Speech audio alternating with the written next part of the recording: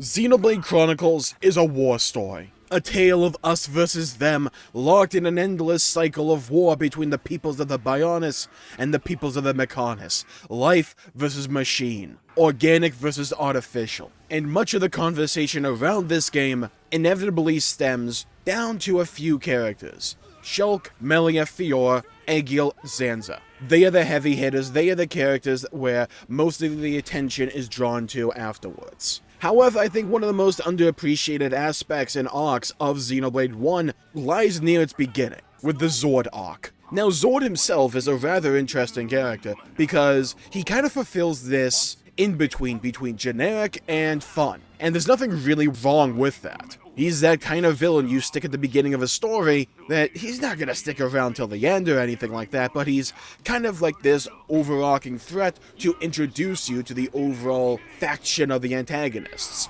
and who may be the first one to fall down.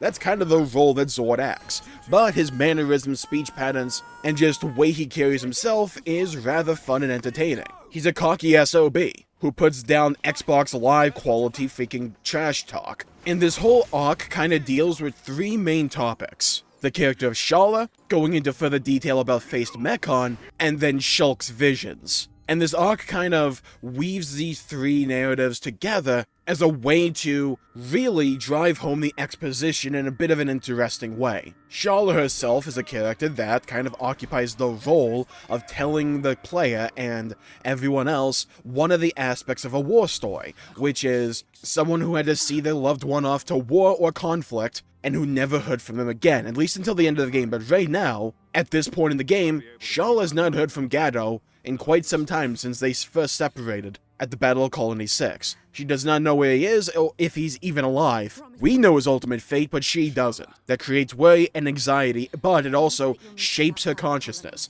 and shapes the decision-making that she goes through, or utilizes throughout this part of the story, where she mistakes Otharon's fight later on in the mines as Gato coming back to her. It's not utilized or really drummed up all that much, but that narrative is there. And Xenoblade 1 kind of tackles this in a lot of other aspects as well, where it utilizes most of its characters to tell one aspect or one perspective of a war story. Shulk and Rhine being revenge, Melia dealing with loss and trying to rally her people through the darkest of times, while also experiencing a lot of tragedy. Dunban is the war hero of old who suffers an injury in the battlefield but still tries to find some place to do some good and some way to contribute. Dixon's the double agent, Mumka's the turncoat, Riki is Riki, and Fiora initially occupies the role of fueling Shulk's anger by her supposed death, but eventually steps into the role saying, hey, we're not just fighting a bunch of monsters here or people who have no thought process whatsoever. We're fighting actual sentient people with thoughts and emotions, and who have suffered tragedy themselves at our own hands. She acts as that middle ground between the Machina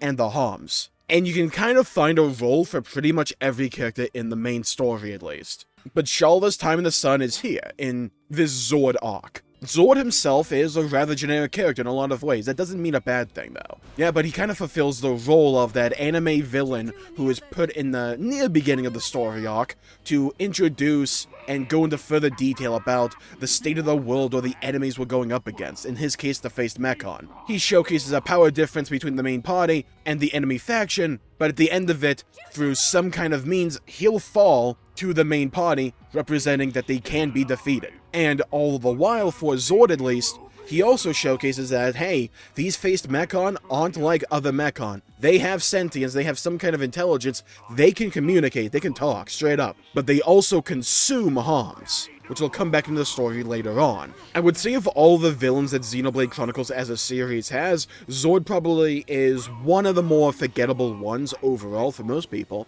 Understandably so, because he's only here for this one real arc. There's a scene later on where his model of Faced Mechon shows up, but really him as a character is kind of confined to this one little section at the beginning of the game. He's more so to represent a concept than be a main character that you're supposed to really care or hate about to begin with. He does, make you at least hate him a bit with Juju, though with the amount of grinding that little jabroni made me do later on for Colony 6, I don't know if I really was against the guy after all. But But remember what I just talked about when it comes to war stories in Xenoblade Chronicles? Well, Xord also fulfills a role in that regard.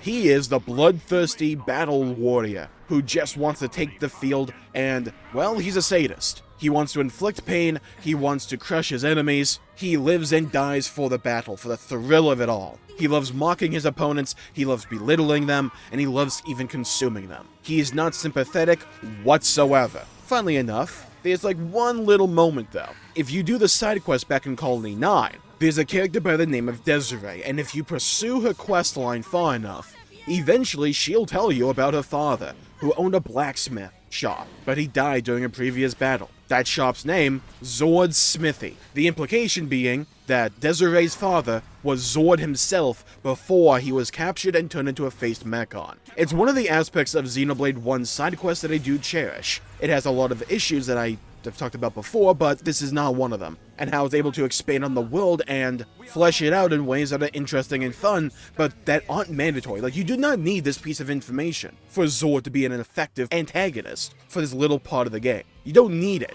but if you have it, it gives you a little bit of an appreciation for what has happened. Now the third branch of the story that is going on here with this whole Xord arc, Shulk's visions. Shulk has the Monado. The Monado gives him visions of the future. He sees one of the possible results of the battle with Xord, that Xord could accidentally, or not accidentally, cause Otharon to fall into the ether, and he would die. And that the implication there is that Juju also died at some point beforehand. Shulk tries to keep this to himself again, which annoys the living hell out of me. Like, dude, seriously, just tell Ryan at least. But thankfully, Chad Ryan over here has the emotional intelligence of a freaking therapist and is able to drag it out of Shulk here. This whole series is also meant to represent that Shulk is no longer going to hide his visions from the group, at least mostly, while also starting to set up the overall theme of choosing your own fate and your own future, and not abiding by what destiny or fate tells you. As Shulk and Ryan both agree that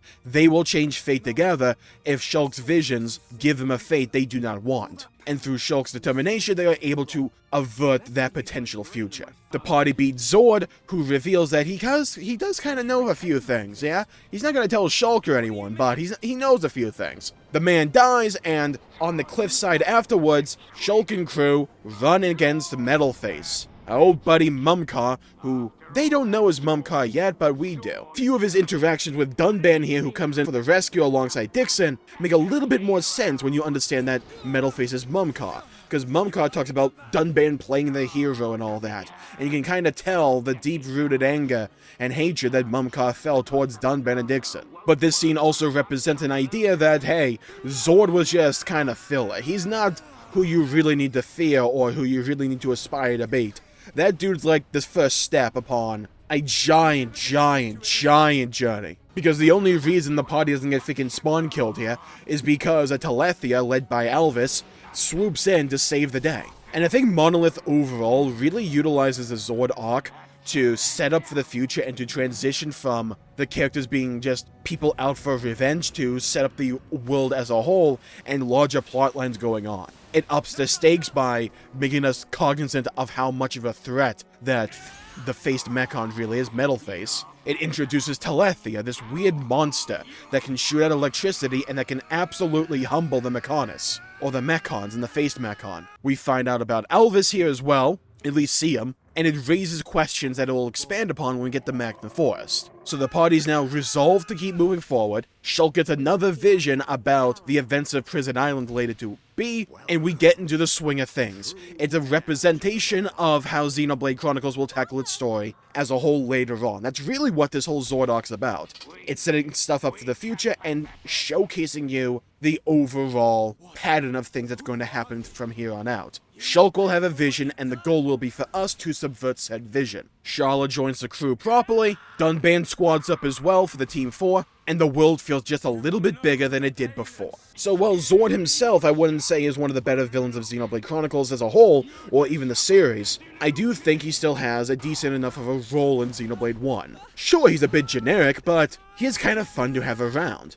And it does feel like an accomplishment for the entire party when you do manage to fell him. I also really gained an appreciation for Ryan here, because he was able to, snuff out that Shulk was hiding his vision. And they didn't really dwell on it. He identified there was a vision that Shulk was hiding and dragged it out of him. And as someone who hates the trope of main characters holding secrets from the main party, which inevitably leads to someone dying or some kind of lesson being learned that they have to tell everyone, I'm glad Ryan just dragged the freaking truth out of him. So, with that, we move on to Satol Marsh and Magna Forest, as the game fully transitions from what I prefer to call the tutorial into the game proper. So, I'm going to call the video there for the day. Thank you all for tuning in. My pleasure for making the video. If you enjoyed it, please leave a like and subscribe. It really helps the channel out and helps support future content, and I greatly appreciate it. Stay safe, have a great day.